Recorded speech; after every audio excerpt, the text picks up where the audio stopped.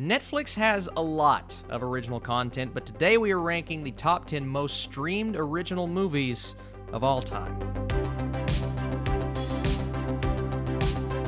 What is up, Netflix fans? Welcome back to my channel. Today we are taking the top 10 most streamed Netflix original movies of all time, and we are ranking them, or I am ranking them, my personal least favorite to most favorite film. Now, obviously, every list is going to be different. I'm just going to give you guys some insight into how I feel, and the numbers released by Netflix, we're going to include those as well. So what is the most watched movie in Netflix history?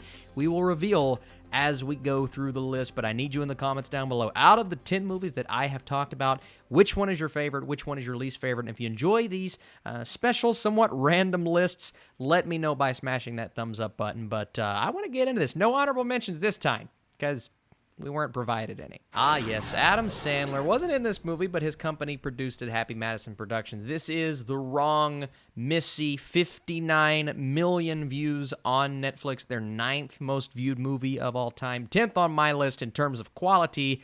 I just didn't really find a lot to like from this film. Listen, I like David Spade quite a bit. I always try to give him the benefit of the doubt. Love his show on Comedy Central, and he used to be hilarious. While he's doing as much as he can here, the script given to him just wasn't all that great. And even though I appreciate the commitment to the performance by Lauren Lapkus, and she did provide for a couple of funny moments, I just thought her character was so overwhelming and so over the top. I'm like, this is a bit much for me.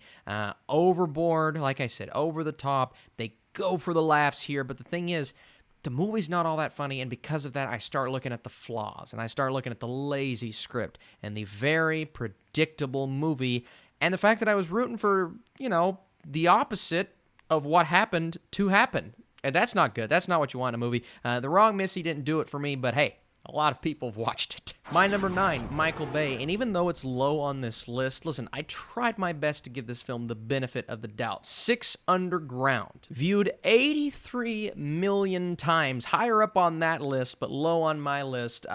It's a film that has the makings of a really good movie. I like the cast quite a bit. Obviously, Ryan Reynolds, he's really good. And everyone involved tried their hardest to make something out of a predictable screenplay and really choppy action scenes. And again, Michael Bay, when he does it right, I enjoy it, but there's just so much that goes into the editing here. We're going to cut to where you can't necessarily see what's going on.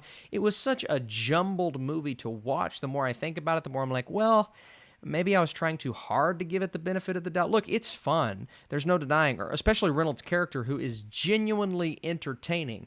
But as for the film itself, it is jumbled, it is choppy, it is Michael Bay when he's not impressing me. It's the opposite, and it's an action movie, so that's fun, but it's low on my list. Yeah, just a couple more views than that. 85 million views, 3rd on the most viewed Netflix original movies of all time list, which is crazy, but pretty low on my list. This is Spencer Confidential. Mark Wahlberg.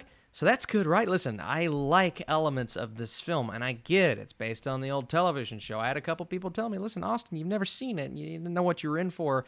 My problem is this film just didn't come together, and I didn't really laugh all that often. This is a problem that I see normally in these Netflix supposed to be comedies. Granted, this is an action comedy, and the action was there at times, and I really like this actor-director combination. Peter Berg and Mark Wahlberg, I love some of their previous movies. Genuinely love. Lone Survivor is one of my favorite war films of all time. So I was really pumped for this. Even though better than Mile 22, their previous attempt together didn't have the magic that I think it did for a lot of people, because I know plenty that enjoyed this film for what it is. And if you take it at face value, sure, but so predictable, so cliche, and so unfunny. And that is extremely unfortunate, because a buddy cop movie on Netflix with Mark Wahlberg and Winston Duke sounds like a great idea.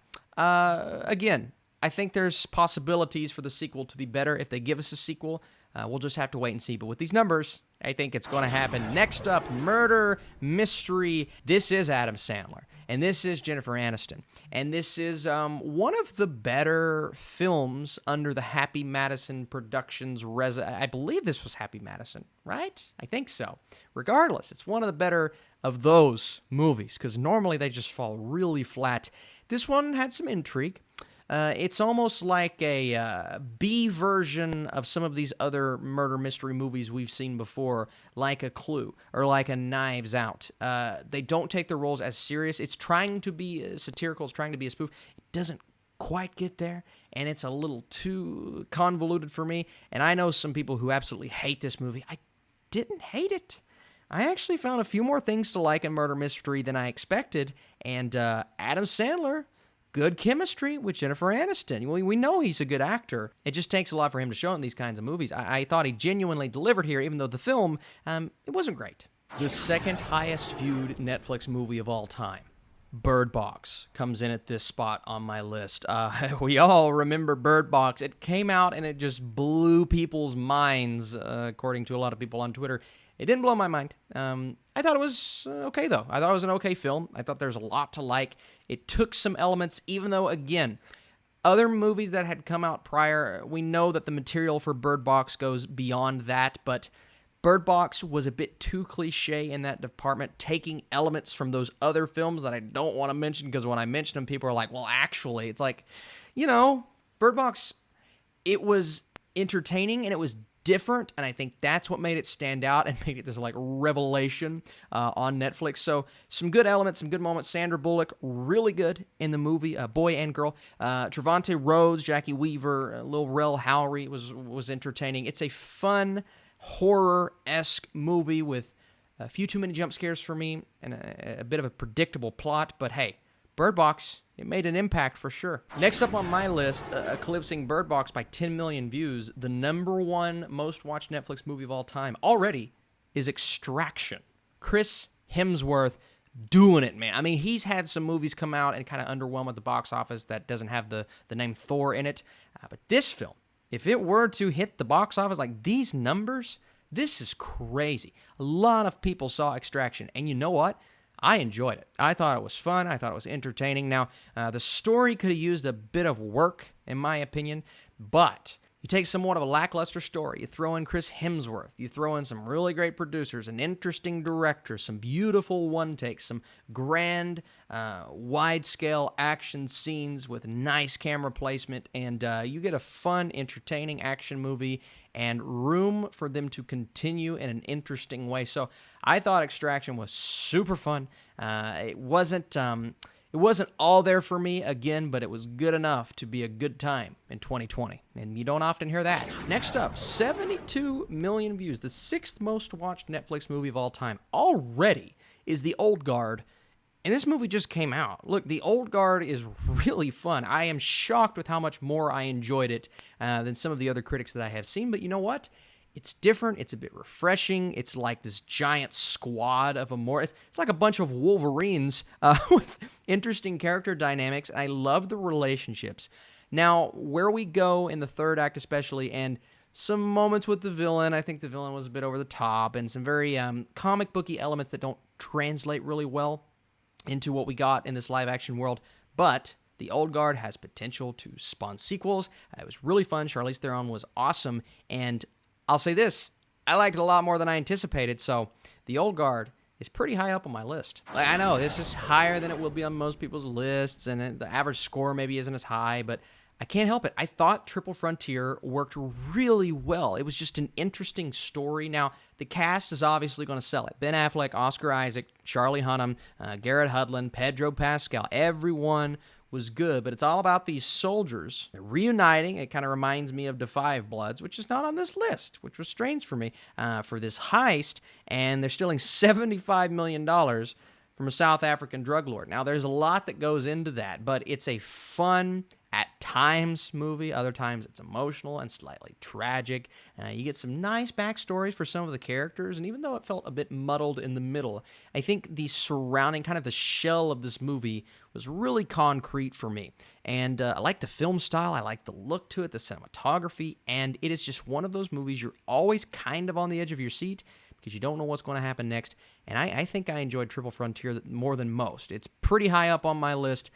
Like the cast a lot, and it's one of my favorite Netflix original movies. With 56 million views, which is the lowest of the top 10 most viewed, but still 56 million. That's pretty impressive. Really high on my list. Clearly, it's The Platform. The Platform was such a cool concept. Now, I have recommended this movie, and they come back to me, they'll say, what was that? What was that? It was strange, and I get it. The ending, questions remain. What happened? It leaves you on edge. It kind of leaves you wanting more, but I love the craft that goes into this film. I think there's a lot there that makes The Platform stand out. It's just different. And I like the dialogue, and I thought the characters were extremely interesting, and it is layered, well, actually layered because of the levels, but layered in terms of a script. So you have all of these levels and 2 inmates on each level, and this platform containing food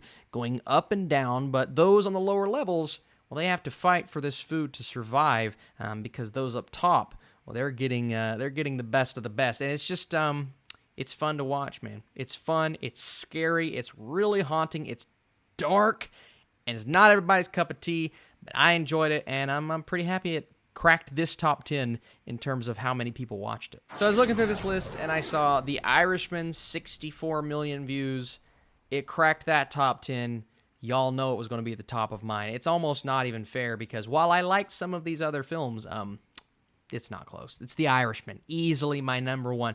Glad a lot of people tuned in. Seriously, I didn't know if it was going to be a hit, but hey, Scorsese's going to look at this and say, you know, Silence, my last film, kind of bombed at the box office. Nobody talked about it. The Irishman was viewed 64 million times on Netflix.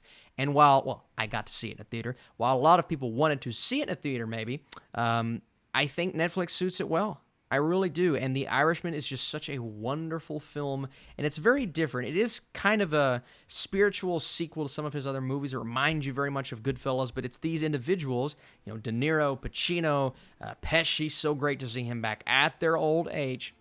I was shocked with how little this did at the awards last year. Got some nominations. De Niro was left out, but didn't really win anything at the Oscars. There's a lot here to love. There were just so many great movies last year, but a lot here to love in terms of the technology. There were a few times where it didn't look great, but I think for the most part, it paid off. It's an interesting story. It's a tragic story in nature, and The Irishman is a movie that I cannot wait to go back and revisit. We're actually going to do that here in a few days on Patreon. We've been having these watch parties where we all watch the movie together and talk about it. We're going to do The Irishman. Now, we're going to have to take some breaks because it's a long movie, but it's one I've been promising for quite some time, and it is my favorite movie out of this particular list that I've seen on Netflix, and maybe one of my favorites in general. Thank you guys again for watching this video. I would love to see your full lists. Which movies have you seen, haven't you seen? Which ones are your favorite? And are you shocked with how many people have watched these movies? 99 million for Extraction. That's pretty impressive. You guys the best. Stay tuned for more Netflix reviews this week. And next week, early reviews for Transformers and Umbrella Academy. Stay tuned.